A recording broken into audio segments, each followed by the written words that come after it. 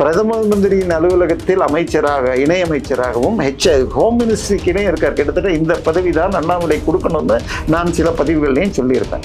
அவர் ராஜினாமா செய்வதாக கடந்த 2 நாள் போன ஆட்சியின் ஏடிஎம்ல போட்டி இருந்ததாம். எனி டைம் மணியாக கட்சிக்கு பணம் கொடுத்ததில் முதலிடத்தில் செந்தில் பாலாஜிக்கும் அதிகமாக போட்டி போட்டவர் திரு மூர்த்தியார்.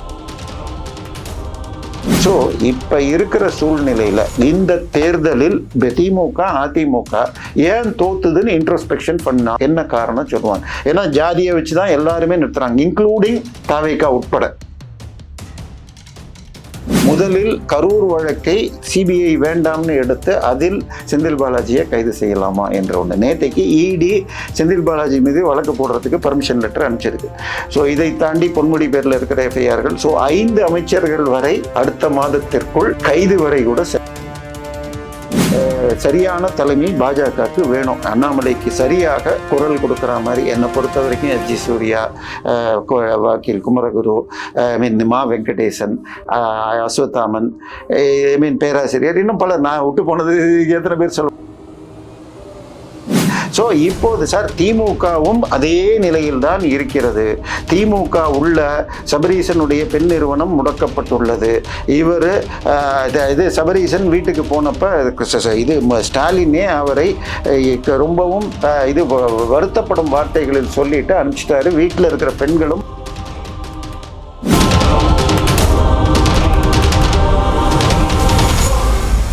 ஸ்பெக்ட்ரம் தமிழ் நேயர்களுக்கு வணக்கம். நம்மோடு அரசியல் விமர்சகர் தேவப்பிரியா இருக்கிறார், பேசலாம் சார். வணக்கம். வணக்கம். அரசியல் களம் திராவிட கட்சிகள் தோற்றது அப்படிங்கறத தாண்டி அடுத்து என்னன்ற கேள்வி வச்சோம் அப்படின்னம்னா, இனிமேல் டிவிக்கே பிஜேபி தான் அப்படின்ற மாதிரியான ஒரு சூழல் இருக்கு. அண்ணாமலை களத்துக்கு வர போறாரு, அண்ணாமலை வெர்சஸ் விஜய் அப்படின்றதான் இனிமேல் களத்துல இருக்குன்றாங்க. இதில் ஒரு அரசியல் நோக்கரா நீங்க எப்படி எடுத்துக்கிறீங்க? இல்ல, லாங் டேர்ம்ல இதான் நடக்க போகுது. உங்களுக்கு ரொம்ப புரியணும்னா 2 ஸ்டேட் எடுத்துக்கோங்க. ஒன்று ஒரிசா, 2வது வெஸ்ட் பெங்கால். ஒடிசாவில் 2009 வரை திமுக பாஜகவும் நவீன் பட்நாயக்குடைய பிஜு ஜனதா தளம் கூட்டணி அவர் கழட்டி விடுறாரு. அடுத்து 2 எலெக்ஷன்ல போட்டி போட்டு 3வது தடவை இவங்க ஜெயிச்சாச்சு. ஓகே, 2011 காங்கிரஸும் திரிணாமுல் காங்கிரஸும் கூட்டணியாக 48% ஓட்டு வாங்கி மேற்கு வங்காளத்தை 35 வருட சிபிஎம் ஆட்சியை கழட்டிட்டு வர்றாங்க. அடுத்த தடவை திரிணாமுல் காங்கிரஸை கழட்டி விடுது.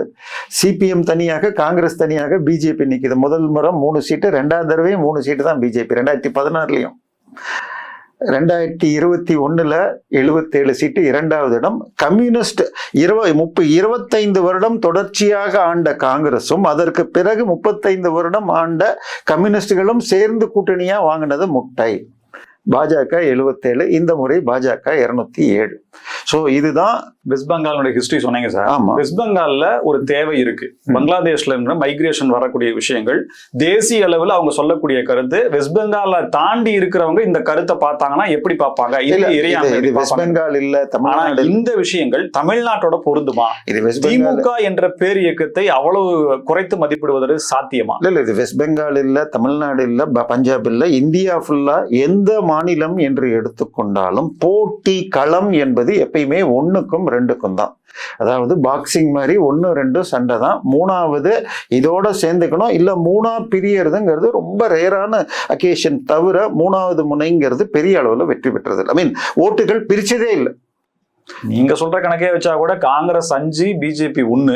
இல்ல, நான் வரேன். அதாவது இல்ல போட்டி நம்ம சொல்ற மொத்த களத்தை இந்த எம்எல்ஏ சீட்டை நம்ம பிரிக்கவே வேண்டாம். போட்டியை எடுத்துக்கிட்டீங்கன்னா 1977 3ஆ பிரிஞ்சு அதுல எம்ஜிஆர் ஜெயிச்சார். அதுக்கு பிறகு 89 ஜானகி அணி, ஜெயலலிதா அணி, காங்கிரஸ் தனியாக இருந்து ஜெயலலிதா 2வது, 3வது காங்கிரஸ், 4வது தான் ஜானகியோடு சிவாஜி வேற கூட்டணி.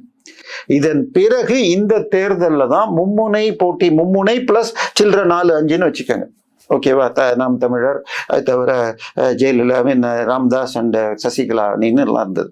பட் மும்முனையில கிட்டத்தட்ட சென்னை ஏரியாலெல்லாம் திமுக வெர்சஸ் தாவேகா, கொங்குலெல்லாம் 3ஆக பிரிஞ்சது. இப்படியெல்லாம் போனதுல நீங்க சொன்ன மாதிரி 108, இவங்க 57. ஆனால் இதுல என்னன்னு பாத்தீங்கன்னு சொன்னால், எங்க சென்னையை பொறுத்த வரைக்கும் வாஷ் அவுட். சென்னை மாத்திரம் இல்ல, சென்னை, காஞ்சிபுரம், செங்கல்பட்டு, இது திருவள்ளூர்ல 38 சீட்ல போன முறை அதிமுக ஒரே ஒரு சீட்டு தான் ஜெயிச்சது. 37 திமுக. மதுராந்தகம் மட்டுமே தான் மரகதம் அந்த ஒரு லேடி ஜெயிச்சாங்க. இந்த முறை அவங்க திருப்பி ஜெயிச்சிருக்காங்க. அதிமுக திருத்தணி ஒண்ணு ஜெயிச்சிருக்கு. திமுக செங்கல்பட்டு, காஞ்சிபுரம், திருவள்ளூர்ல ஒரு சீட்டு கூட ஜெயிக்கல. சென்னையில 2 சீட்டு, 38 சீட்ல இருந்து 2 சீட்டாக குறைஞ்சிருக்காங்க. திருச்சியை எடுத்துக்கிட்டீங்கன்னு சொன்னால் போன முறை 9க்கும் 9. இந்த முறை நேருவும் திருச்சி மேற்கும் மணச்சநல்லூர்ல கிட்னி திருட்டு புகழ் இவரும் தான் ஜெயிச்சிருக்காங்க. மீதி 7 தோத்துருக்காங்க. மதுரையில அதே மாதிரி எல்லாரும். இன்னும் 15 அமைச்சர்கள் தோத்தாங்கன்றாங்க திமுக. இதில் முதலமைச்சர் ஸ்டாலின் தொடங்கி மிகப்பெரிய போன ஆட்சியின் ஏடிஎம்ல போட்டி இருந்ததாம். எனி டைம் மணியாக கட்சிக்கு பணம் கொடுத்ததில் முதலிடத்தில் செந்தில் பாலாஜிக்கும் அதிகமாக போட்டி போட்டவர் திரு மூர்த்தியார். அவரும் தோத்திருக்கார்.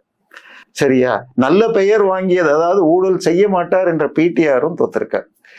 உதயநிதியுடைய வலது கையாக, ரசிகர் மன்ற தலைவராக, கரூர்ல போய் ஆஸ்கார் பர்ஃபார்மன்ஸ் எல்லாம் பண்ணிய அன்பில் பொய்யாமொழியும் தோத்திருக்காரு. 15 பேர்ல ஒரே ஒரு அமைச்சர் முத்துசாமி மட்டும்தான் அதிமுக இருந்து வந்தவர்.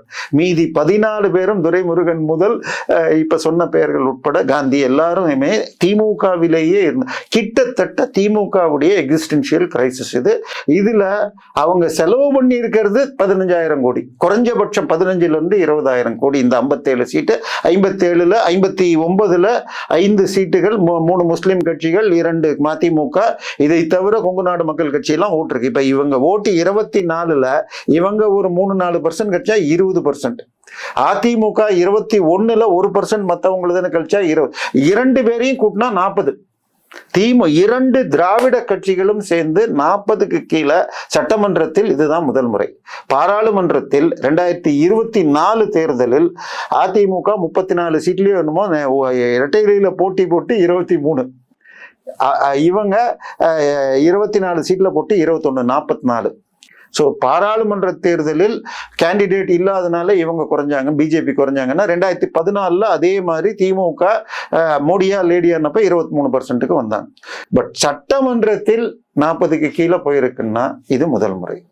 சோ இதுக்கு இவங்க 15,000 கோடி, அவங்க 5,000 கோடி செலவு பண்ணியிருக்காங்க. போன முறை வெற்றி பெற்ற முன்னாள் அமைச்சர்கள் செல்லூர் ராஜு, கடம்பூர் ராஜு போன்றவர்கள் தோற்றிருக்கிறார்கள். இவர் தங்கமணி, இதெல்லாம் அவங்க தங்கமணி எல்லாம் அந்த ஊர்ல போய் கேட்டீங்கன்னா என் வீட்டு கல்யாணத்துக்கு வந்திருக்காரு, காது குத்துக்கு வந்திருக்காருன்னு போன முறை சொன்னவங்க எல்லாம் கூட இந்த முறை தோற்கடிச்சிருக்காங்க. ஸோ கனெக்ட் இருந்தவங்க.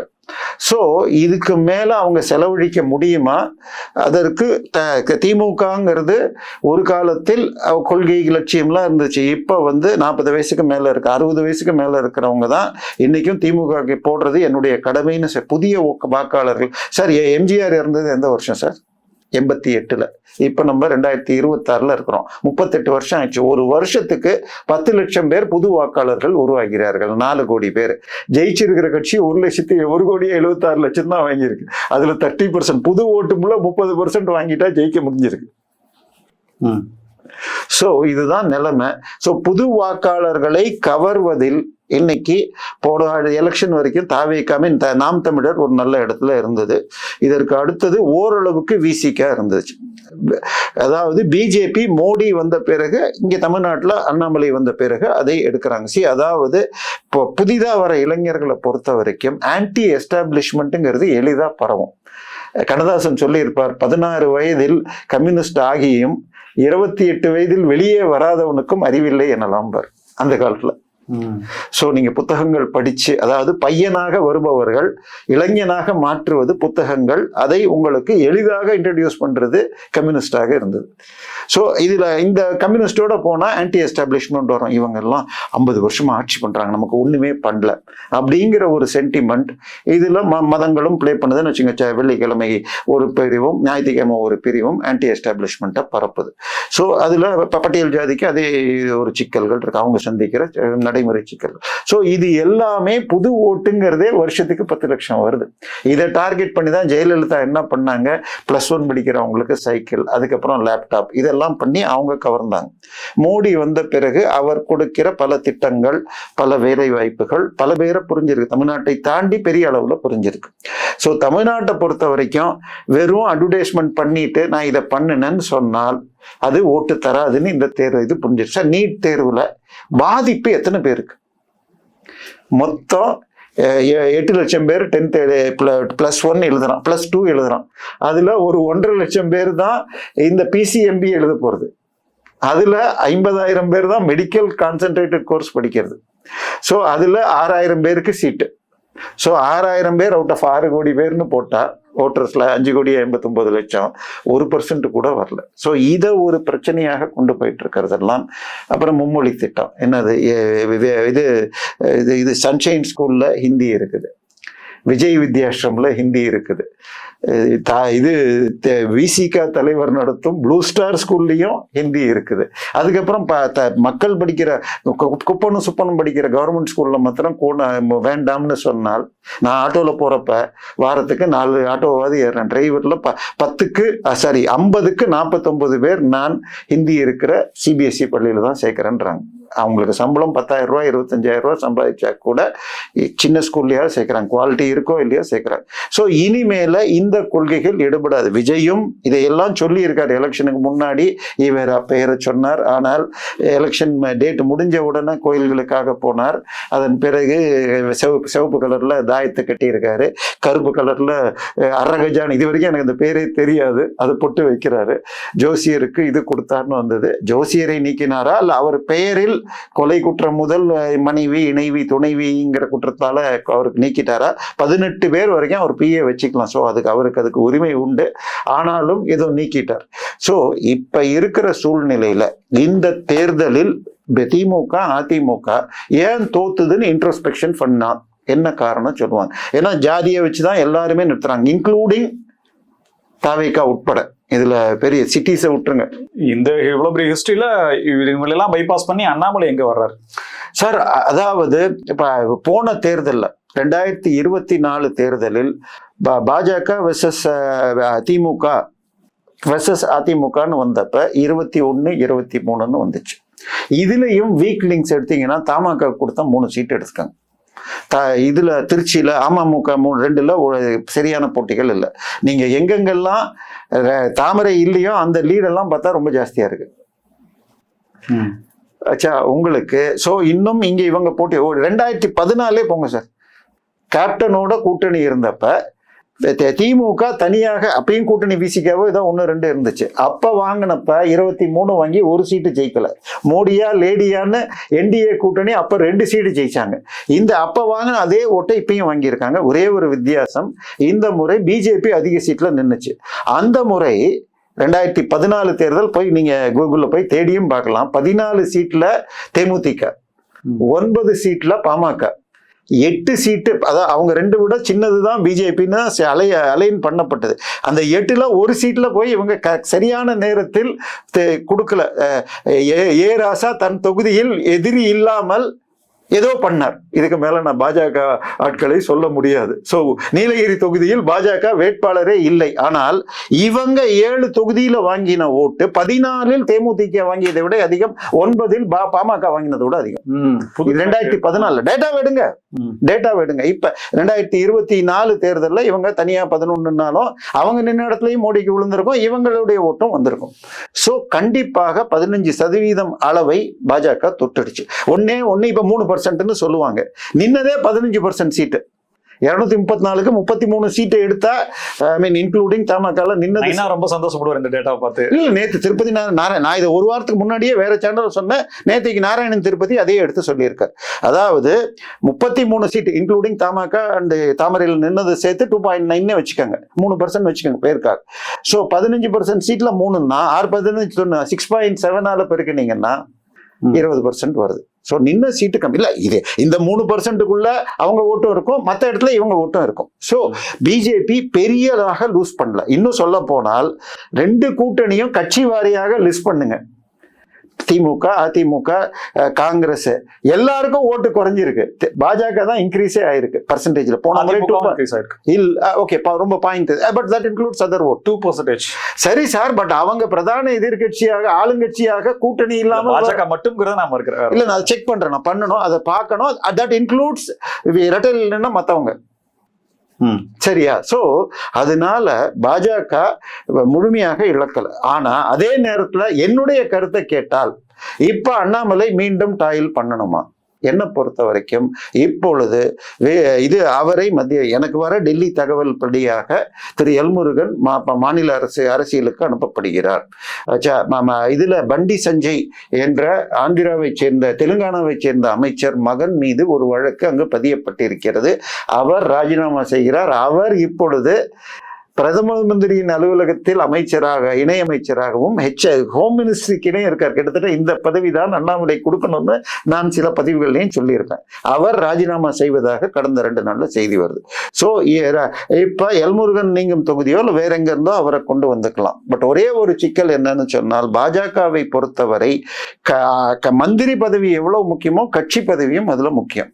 ஸோ கட்சிக்கு தேவை என்றால் அமித்ஷா கூட இப்ப ராஜினாமா செஞ்சுட்டு எலெக்ஷனை பார்க்கலாம் ஒரு ரூமர் ஓடுது. ஏன்னா 2027 மத்தியில குஜராத் எலெக்ஷன் வருது. 2017 தே ஃபேஸ் தர் லோயஸ்ட் இன் குஜராத்.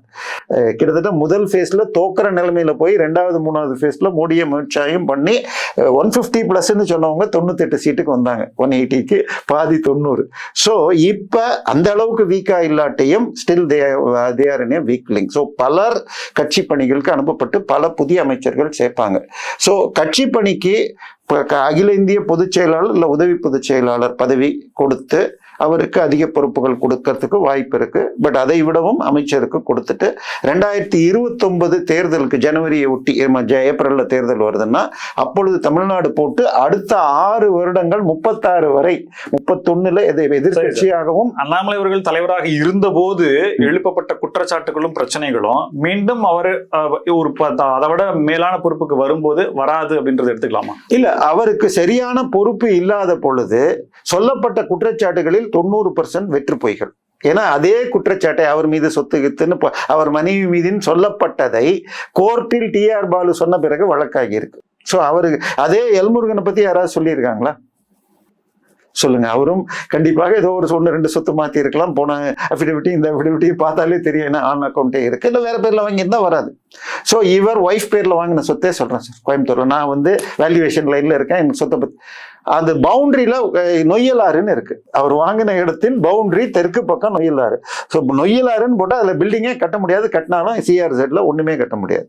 அது கைட்லைன் வேல்யூ அங்க 3 லட்சம் இருக்கு, 30 லட்சம் ரூபாய் ஏக்கர்னு வாங்கியிருக்காரு. கைட்லைன் விட 3 மடங்குக்கு மேல மார்க்கெட் இருக்காது பெருமளவுல. சோ அவர் மீது அவருடைய சகோதரியின் சொல்ற பொறுப்பு கொடுத்தோம்னா தமிழ்நாட்டுல பாஜகவுடைய வளர்ச்சிக்கு அது எப்படி வரும்? தமிழ்நாட்டை பொறுத்த வரைக்கும் நயினார் ஓரளவுக்கு சரியான தேர்வு தான். இப்போதைக்கு அலையன்ஸ் வேணுமா இல்லையா, எதுவுமே எந்த அதிமுக தேரும் எது அபிஷியல் இல்ல 2 பேரும் சேருவாங்களா, இதை நேரில் பாஜகவோட பங்கே இல்லையா சார்? நேரடியாக இல்ல, ரொம்ப நேரடியாக. சரி, என்னால தடு இப்படி உடையுதேன்ற மாதிரி எதுவும், ஏன்னா EPS பேசியிருக்காரு அமித்ஷான்ற மாதிரி தகவல் வருது சார். நீங்க உங்க பிரச்சனையை முடிச்சிட்டு வாங்க, அவ்வளவுதான். ஏன்னா நேத்தோ முந்தானேத்திக்கு ஒரு முக்கிய பத்திரிகையில் அமித்ஷா வெயிட் அண்ட் வாட்ச் என்று உட்கார்ந்து இருக்கிறார்னு ஹெட்டிங்கே போட்டு வந்துச்சு. சோ இப்போது சார் திமுகவும் அதே நிலையில் தான் இருக்கிறது.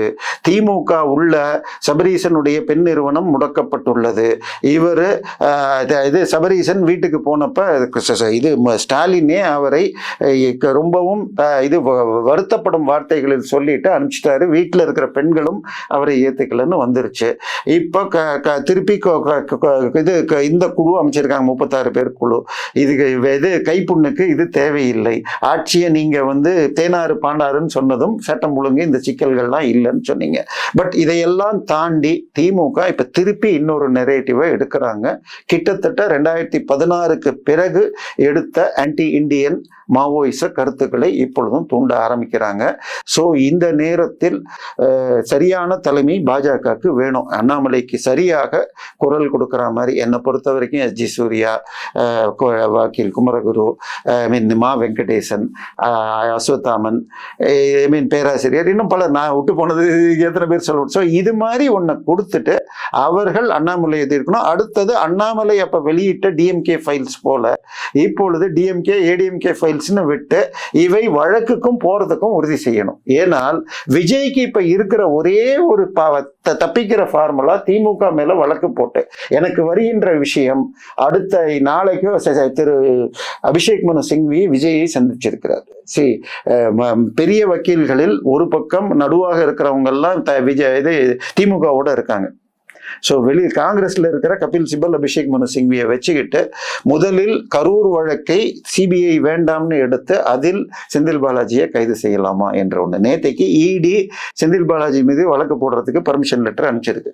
ஸோ இதை தாண்டி பொன்முடி பேர்ல இருக்கிற எஃப்ஐஆர்கள். ஸோ 5 அமைச்சர்கள் வரை அடுத்த மாதத்திற்குள் கைது வரை கூட செல்லலாம் என்று தாவேக்காவை வைத்து பாஜக திமுகவை கட்டம் கட்டுகிறது அப்படின்னு எடுத்துக்கலாமா? தாவேக்காவிற்கு இதுதான் இப்போதைக்கு தப்பிக்கிறதுக்கு ஒரு லைஃப் ஜாக்கெட். ஏன்னா உடனடியாக பட்ஜெட் சூழ்நிலைகள் அவர்களுக்கு இலவச. பாசிசம் பாஜகக்குள்ள போய் பூந்துருவாரு சார். அவர் ஊழல் சக்தி தீய சக்தின்னு சொன்னது பக்கம் இருக்க போறாரா இல்ல இப்படி? ஏன் நீங்க பாஜக சார், பாஜக உங்களை பொறுத்த நான் சொல்றது தமிழ்நாட்டை பொறுத்த வரைக்கும் ஒண்ணுமில்லை நோட்டான்னு சொல்லிட்டு இருந்தீங்க.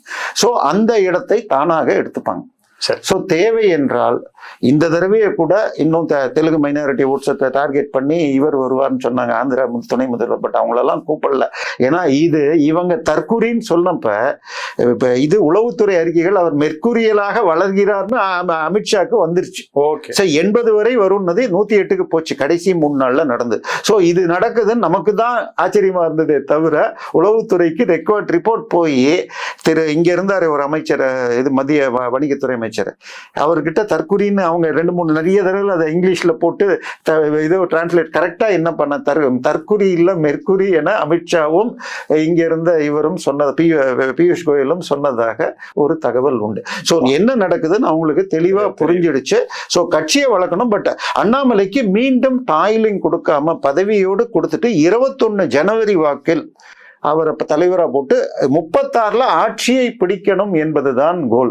சோ 31ல் பிரதான எதிர்கட்சி, 36ல் ஆட்சி, பிஜேபி தனித்த ஆட்சி, இதுதான் அவங்க கோல். மிக்க நன்றி சார். பல்வேறு தகவல்களுக்கு நன்றி. எங்களை மீண்டும் சந்திப்போம். மனிதர்கள் ஸ்பெக்ட்ரம் தமிழோட நன்றி.